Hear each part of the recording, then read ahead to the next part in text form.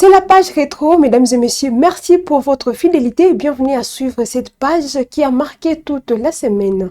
Pensée autour de la migration entre Kinshasa et Bruxelles. En visite officielle à Kinshasa lundi dernier, la ministre de l'Asile et de la Migration belge, Anne-Laine Van Bossuet, a freiné ce flux jugé préoccupant. Une démarche qui soulève des questions sur les motivations du candidat à l'exil. De précision dans cet élément. La Belgique durcit le ton face à l'augmentation marquée des demandes d'asile en provenance de la République démocratique du Congo. La ministre belge de l'Asile et de la Migration, Anne-Laine Van Bossuet, entame ce lundi 13 avril une mission officielle en République démocratique du Congo avec un objectif clair, freiner ces flux migratoires jugés préoccupants. Selon l'agence belga, cette visite s'inscrit dans une stratégie assumée de mission de dissuasion. En ligne de mire, les nombres croissants de Congolais sollicitant une protection internationale en Belgique ces dernières années. Les chiffres illustrent cette tendance. D'après le commissariat général aux réfugiés et aux apatrides CGRA, environ 1250 Congolais avaient introduit une demande d'asile en 2023. En 2025, ils sont 2422, soit presque le double en 2 ans. La Belgique souligne également une particularité qui alimente ses inquiétudes. La majorité des demandeurs ne proviennent pas des zones de conflit de l'Est du pays, mais de la capitale Kinshasa. Un constat qui interroge les autorités belges sur la nature réelle des motivations de ces départs. Dans ce contexte, la mission d'Anne-Laine Van Bossuet vise à sensibiliser les candidats à l'exil aux critères stricts de l'asile en Europe, définis notamment par la Convention de Genève qui exige la preuve d'une crainte fondée de persécution. Cette initiative pourrait toutefois susciter des réactions contrastées en RDC, où les réalités socio-économiques et politiques poussent de nombreux citoyens à envisager l'immigration même en dehors des zones de conflit armé. Entre volonté de contrôle migratoire et enjeux humains, la visite de la ministre belge ouvre ainsi un nouveau chapitre dans les relations entre Bruxelles et Kinshasa sur la question sensible de l'asile. Au Parlement congolais, une motion de défiance vise le vice-premier ministre en charge de l'Intérieur, Jacques Sabani, déposée lundi à l'Assemblée nationale par les députés Ladi Yangotikala, élu de Kisangani. Elle met en cause la gestion de l'insécurité marquée par la recrudescence du banditisme urbain. Le détail de cet élément. Une motion de défiance a été déposée lundi 13 avril 2026 au bureau de l'Assemblée nationale contre le vice-premier ministre en charge de l'Intérieur, de la Sécurité et de la décentralisation, Jacquemain Chabani-Louko. L'initiative est portée par les députés nationaux Ladi Yangotikala Senga, élu de Kisangani, province de la Chopo. Selon plusieurs sources concordantes, le document a déjà réuni au moins une cinquantaine de signatures, certaines évoquant un total de 56 appuis. Les signataires reprochent au vice-premier ministre une insuffisance dans la gestion de la sécurité, notamment face à la recrudescence du banditisme urbain à Kinshasa et dans plusieurs grandes villes du pays. Ils pointent la persistance des braquages, cambriolages, agressions ainsi que du phénomène Kuluna en dépit des opérations policières en cours. La motion met également en cause les résultats de l'opération Ndobo lancée pour lutter contre la criminalité urbaine. Récemment auditionné à l'Assemblée nationale sur la situation sécuritaire à Kinshasa, Jacquemain Chabani a présenté les mesures engagées sous son autorité. Il a notamment évoqué l'intensification de l'opération Ndobo ayant permis, selon les chiffres officiels, l'interpellation des milliers de présumés criminels, une programmation de recrutement et de formation de 90 000 policiers sur la période 2026-2030, le renforcement des moyens logistiques de la police nationale congolaise incluant véhicules et bus, des réformes structurelles, notamment une loi de programmation pour la réforme de la police et la réhabilitation des infrastructures de formation. Au sein de la majorité parlementaire, notamment à l'UDPS, certains cadres perçoivent cette démarche comme une initiative à portée politique davantage qu'une remise en cause strictement technique du bilan sécuritaire. La motion est désormais entre les mains du bureau de l'Assemblée nationale, présidé par Aimé Boji Sangara, élu en novembre 2025. Conformément au règlement intérieur, et devra être examiné, ce qui pourrait conduire à une nouvelle audition du patron de l'Intérieur, suivie d'un débat et d'un vote en plénière. Dans la pratique parlementaire congolaise, les motions de défiance donnent souvent lieu à des négociations politiques ou sont rejetées sous l'effet de la discipline de vote de la majorité. Toutefois, la persistance de l'insécurité, largement dénoncée par l'opinion publique, pourrait peser sur l'issue de la procédure. Face à cette motion de défiance, des acteurs de la société civile venus du Nord Kivu sont montés au créneau pour dénoncer ce qu'ils qualifient de tentatives de déstabilisation des institutions. Ils ont interpellé directement le président de la République, Félix-Antoine Tshisekedi, afin de mettre fin à ce qu'ils appellent de manœuvres orchestrées par un cartel impliquant certains députés nationaux. Suivez leur déclaration. De la société civile Nord Kivu, face à la déstabilisation programmée de son Excellence, Monsieur le vice-premier ministre, ministre de l'Intérieur, Sécurité, Décentralisation et Affaires coutumières, Maître Jacquemain Chabani Luko. Nous, acteurs de la société civile du Nord Kivu, appelons son Excellence, Monsieur le Président de la République, à prendre des mesures urgentes pour stopper la déstabilisation programmée des institutions de la République et leurs animateurs en se servant de certains députés nationaux.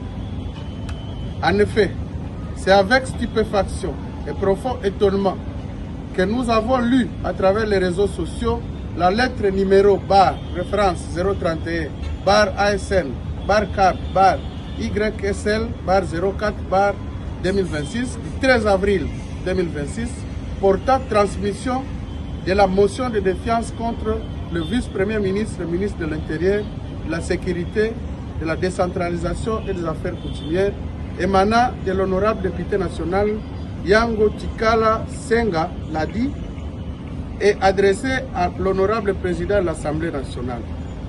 Loin de s'opposer aux missions constitutionnelles dévolues aux parlementaires, notamment le contrôle de l'exécutif, mais il y a lieu de s'interroger sur la grande vitesse avec laquelle cette correspondance a circulé dans les réseaux sociaux, le tapage médiatique est relatif, la motivation de cette initiative pendant cette période délicate d'agression de la RDC par les Rwandais à travers l'occupation de certaines entités des provinces du Nord Kivu, du Sud Kivu, zone d'origine du vice-premier ministre cité Soupra.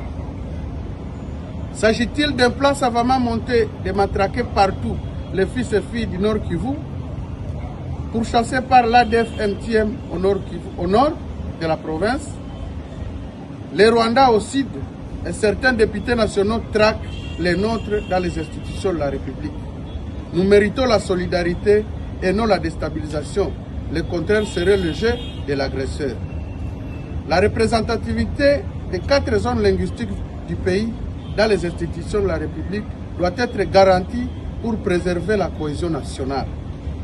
Ici est de souligner que depuis l'avènement de Maître Jacquemain Chabani Luko à la tête du ministère susmentionné, plusieurs réformes ont été engagées pour améliorer la sécurité, entre autres. Création, organisation et fonctionnement des comités provinciaux et locaux de sécurité, la loi portant programmation de la réforme de la police nationale congolaise, le projet pilote de construction de 240 commissariats de la police nationale congolaise à Kinshasa, la résolution des conflits intercommunautaires entre Mbole et Lengola à Kisangani, réhabilitation de l'école de la police de Kapalata, 8057 présumés criminels Koulouna arrêtés à travers l'opération Ndobo, dotation de 389 véhicules à la police nationale congolaise, etc. Déstabiliser le vice-premier ministre, ministre de l'Intérieur, Sécurité, Décentralisation et Affaires coutumières, c'est freiner ses efforts louables de renforcement des capacités techniques et opérationnelles des services de sécurité et de la gouvernance locale. Pour la préservation de la paix, la cohésion nationale, demandons ce qui suit. À son Excellence, Monsieur le Président de la République, de veiller sur la stabilité des institutions et leurs animateurs, et spécialement les vice-premiers ministres, ministres de l'Intérieur, Sécurité, Décentralisation et Affaires coutumières. Au président de l'Assemblée nationale de veiller pour que l'ennemi de notre pays ne passe pas par les députés nationaux pour déstabiliser les animateurs clés de l'exécutif et de rappeler les députés nationaux à bien réfléchir sur les actions à mener pendant cette période dure de la guerre. À l'honorable député national Yango Tikala Senga Ladi et ses collègues de privilégier l'intérêt supérieur de la nation en retirant sa motion de défiance contre le vice-premier ministre, ministre de l'Intérieur, Sécurité, Décentralisation et Affaires coutumières, car le moment n'est pas favorable à cette initiative. Faite à Kinshasa le 13 avril 2026 des signataires. Le président Félix-Antoine Tshisekedi et les chefs de la MONUSCO, James Swan, ont échangé lundi dernier sur la mise en œuvre du cessez-le-feu dans l'est du pays. Entre renforcement du mandat onusien et les nouveaux partenariats, et s'est ensuite entretenu avec la chef de la diplomatie congolaise, Thérèse Kaikwa-Wagner, concernant le mandat de la MONUSCO. Les précisions dans cet élément. Un nouveau cap semble se dessiner dans la coopération entre la République démocratique du Congo et les Nations unies. Lundi, le président Félix-Antoine Tshisekedi a reçu le nouveau représentant spécial du secrétaire général de l'ONU en RDC et chef de la MONUSCO, James Swan, pour un premier échange stratégique axé sur les priorités sécuritaires du pays. Au cœur des discussions, la mise en œuvre du nouveau mandat confié à la mission onusienne par le Conseil de sécurité, notamment à travers les résolutions 2808 et 2773. Ces textes renforcent le rôle opérationnel de la MONUSCO dans l'accompagnement des autorités congolaises, en particulier pour garantir l'application effective du mécanisme de surveillance et de vérification du cessez-le-feu négocié à Washington et Doha. L'objectif affiché est clair, consolider la paix et rétablir pleinement l'autorité de l'État sur l'ensemble du territoire national encore fragilisé par les défis sécuritaires persistants. L'objectif affiché est clair, consolider la paix et rétablir pleinement l'autorité de l'État sur l'ensemble du territoire national encore fragilisé par les défis sécuritaires persistants. Dans la foulée de cette rencontre, une nouvelle étape a été franchie mardi 14 avril à Kinshasa. Les chefs de la MONUSCO et la ministre des Affaires étrangères, Thérèse Kaikwamba, ont officialisé un partenariat destiné à améliorer la coordination des réponses face aux crises sécuritaires et humanitaires. Ces rapprochements marquent une volonté commune de renforcer l'efficacité des actions sur le terrain dans un contexte où la stabilisation de la RDC demeure une priorité régionale et internationale. Massacre à répétition dans l'est de la République démocratique du Congo, la situation continue d'alarmer. À l'Assemblée nationale, le député national Gratien Iratane a vivement interpellé l'opinion nationale et internationale, appelant à placer la protection des vies humaines au-dessus des intérêts matériels. Privilégiant la vie aux richesses, a-t-il martelé, suivrez ses propos. Je voudrais rappeler à l'Assemblée plénière que les morts à Ituri et dans le Nord Kivu souvent passent inaperçus. Les chiffres aujourd'hui sont minimisés. Je vais vous donner l'exemple en fait des derniers massacres que nous avons connus dans les territoires de Mambasa, où les pays étaient plus préoccupés à célébrer notre qualification. Je salue les léopards en passant. Mais à ce moment-là, il y avait les deuils à l'Est. Plus de 70 personnes massacrées, tuées. Et notre chaîne nationale, la RTNC, ne diffuse même pas une information de ce genre, honorable président.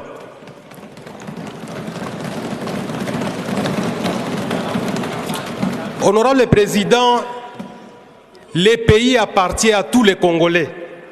Les Congolais du Nord, du Sud, de l'Est et de l'Ouest, tous ont besoin de savoir le niveau de souffrance que nous sommes en train d'endurer à l'Est. Et donc, c'est la chaîne nationale qui doit nous aider à publier les informations. C'est très important, honorable président. Et c'est important aussi qu'il y ait quand même des deuils nationaux lorsque 60 personnes sont égorgées, lorsque 70 personnes sont massacrées, tuées.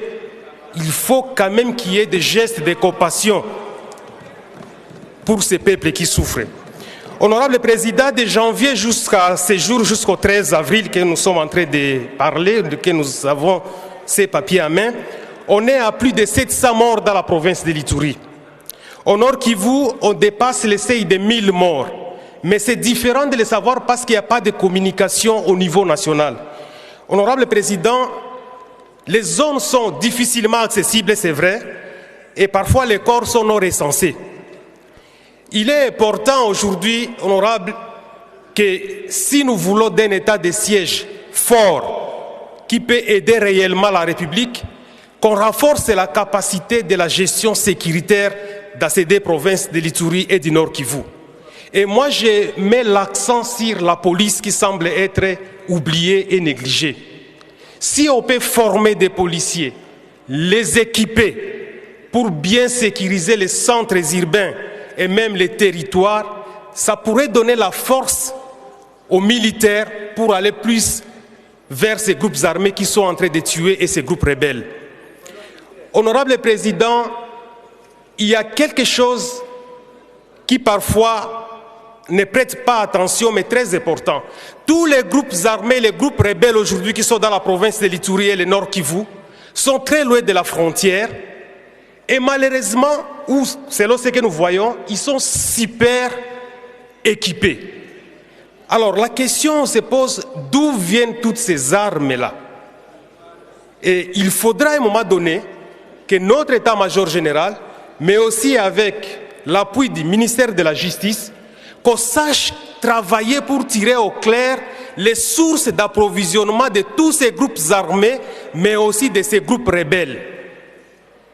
Et ce qui est vrai aussi, la confusion entre les membres des communautés, les civils, qui sont parfois confondus comme des groupes armés, cette confusion, on doit la limiter. Pourquoi? Parce que si telle communauté appartient à tel groupe ethnique ou groupe qui prennent les armes, souvent on a tendance à confondre tout le monde comme des membres et à pris les armes. Et ça tue.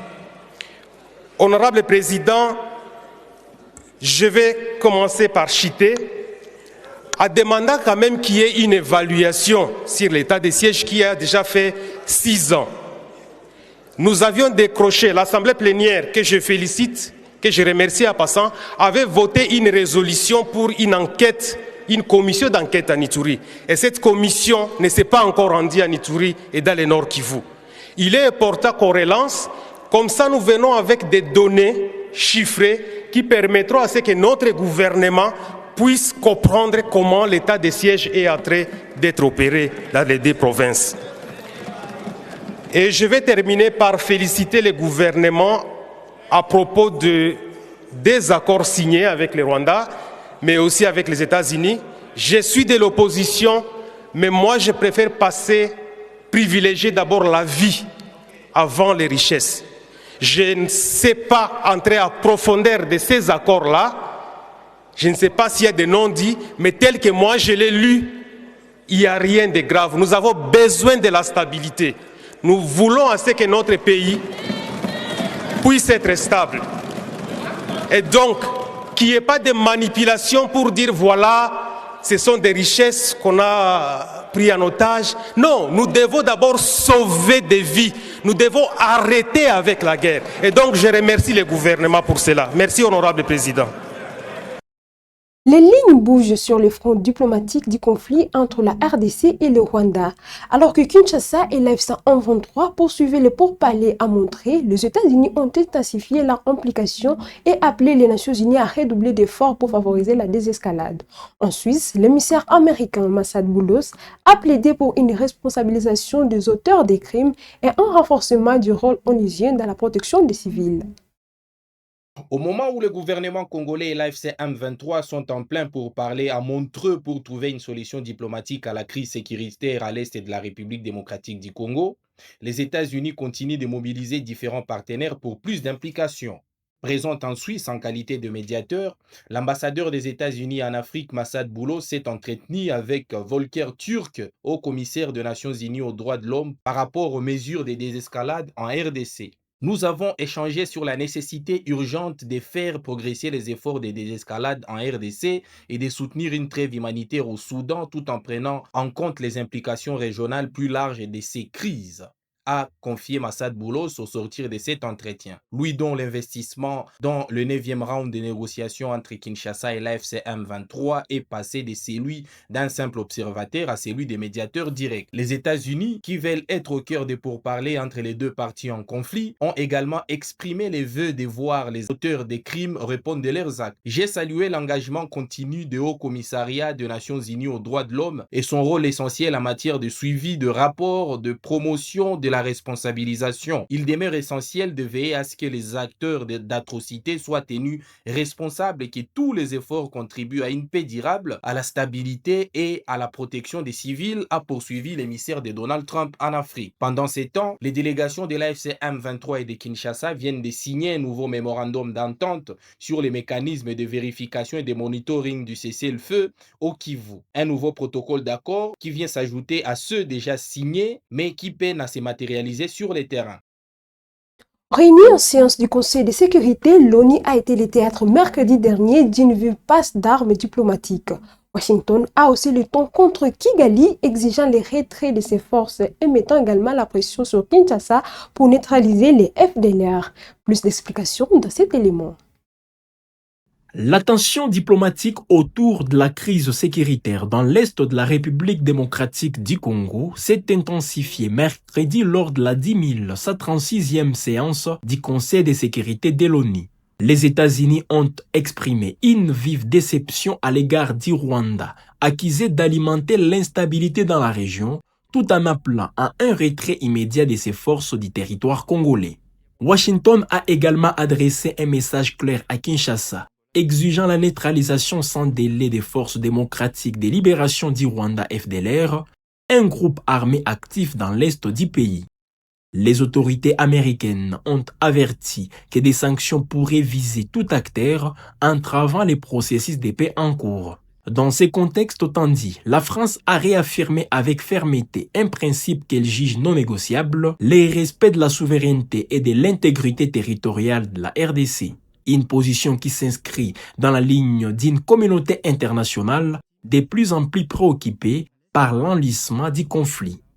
Le Royaume-Uni, pour sa part, a élargi les débats en pointant les atteintes aux libertés politiques et civiques dans certaines zones des Grands Lacs. Londres a dénoncé des arrestations arbitraires et la détention des membres de l'opposition dans plusieurs États de la région, appelant à un climat politique plus ouvert et respectueux des droits fondamentaux. Face aux accusations, le Rwanda s'est défendu par la voix de son représentant adjoint, Robert Kayinamura. Celui-ci a dénoncé une montée des discours de haine et de violence ciblant les communautés rwandophones en RDC, en particulier les Banyamulenge, souvent considérés comme des étrangers.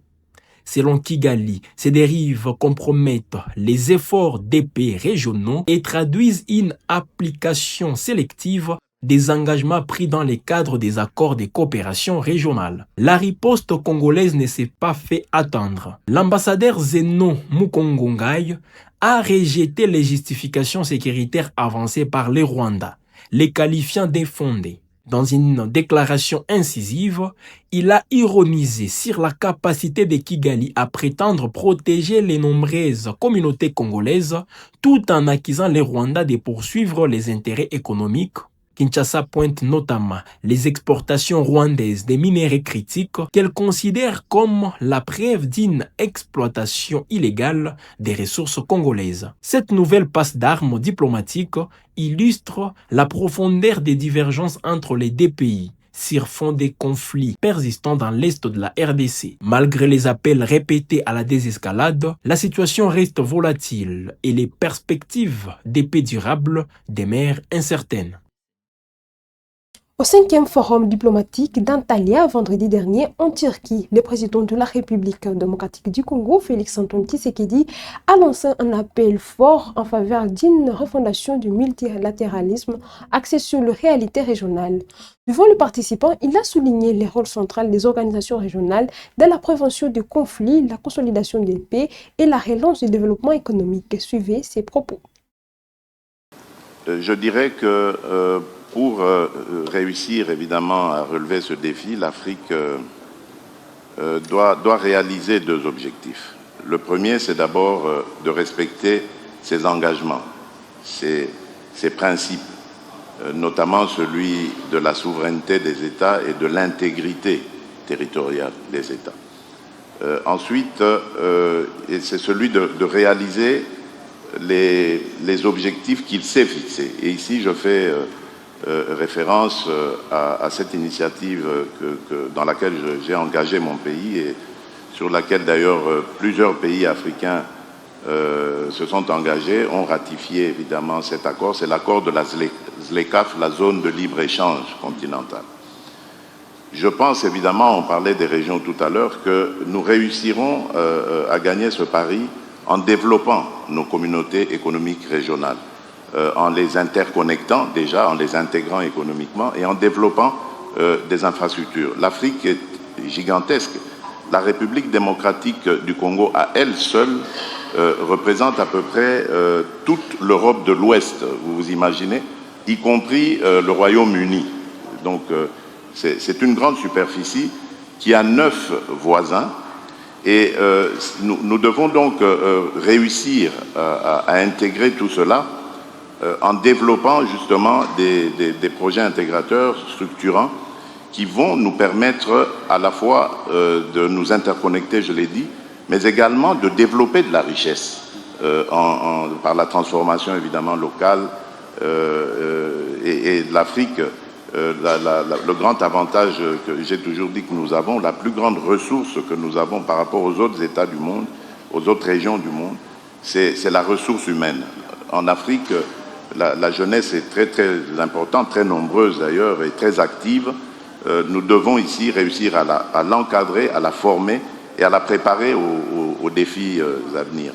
Moi, je vois vraiment un avenir, j'allais dire, reluisant pour l'Afrique, parce que tout simplement, c'est un continent qui a des atouts, à la fois par rapport, j'ai parlé du capital humain, mais également des ressources naturelles qui sont des réponses aux problèmes que nous avons dans le monde aujourd'hui. Je pense au changement climatique, je pense à la nouvelle industrie des énergies renouvelables.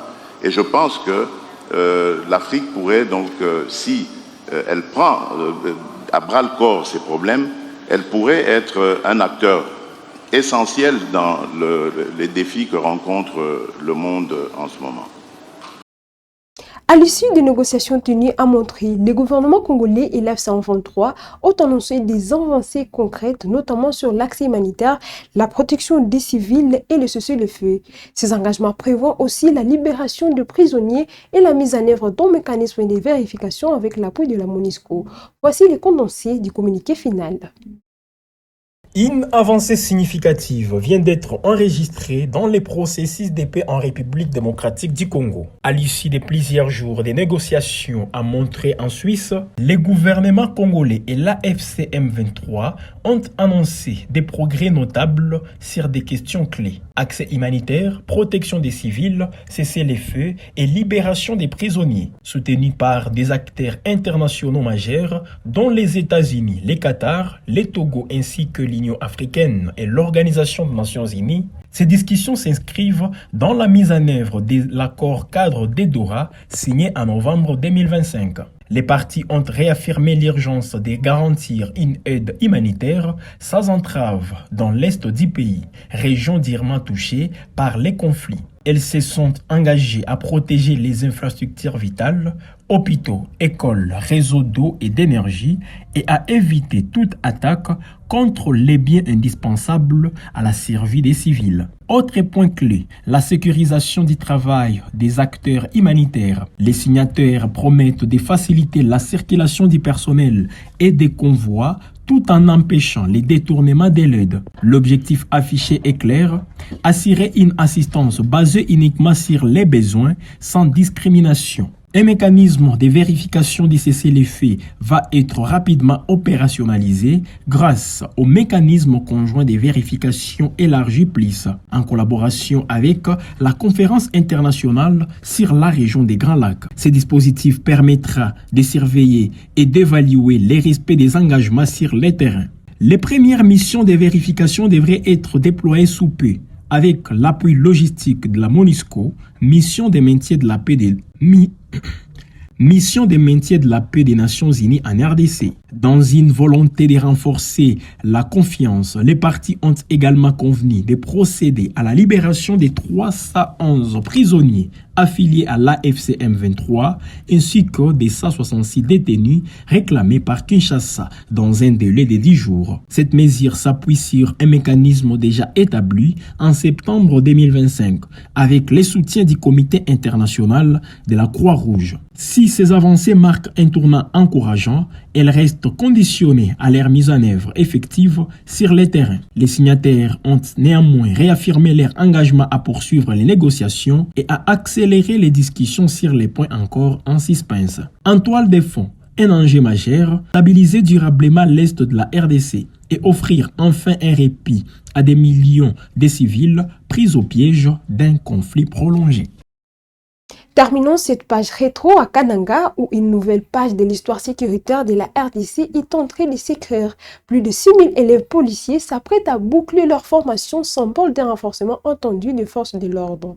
Lors d'une parade organisée dans la ville, la vice-ministre de l'Intérieur, Eugénie Tchelakamba, a salué la détermination du président Félix-Antoine Tshisekedi à redresser l'appareil sécuritaire depuis son arrivée au pouvoir. Écoutons ses propos. Les élèves policiers, je vous salue. Je vous salue au nom du président de la République, commandant suprême des armées et de la police nationale, son Excellence Félix-Antoine Tshisekedi Tshilombo. Vous n'êtes pas la police du Kasaï central seulement. Tel que vous êtes là aujourd'hui, on peut vous déployer dans tous les 4 coins de la République et le président de la République compte sur vous. Il vous connaît. Il est en train de s'occuper de vous à travers nous comme ministère de l'Intérieur, Sécurité, Décentralisation et Affaires coutumières. À travers la police nationale, tenez bien que la sécurité de la République repose sur vous. Les équipements sont en train de venir. Nous sommes fiers de votre vocation. Servir la République, ce n'est pas donné à tout le monde. C'est un sacrifice. Nous sommes venus vous voir et témoigner de votre présence. Nous sommes convaincus que ce ne sont pas seulement les images, mais c'est une réalité. La République tout entière sera fière de se servir de vous comme modèle.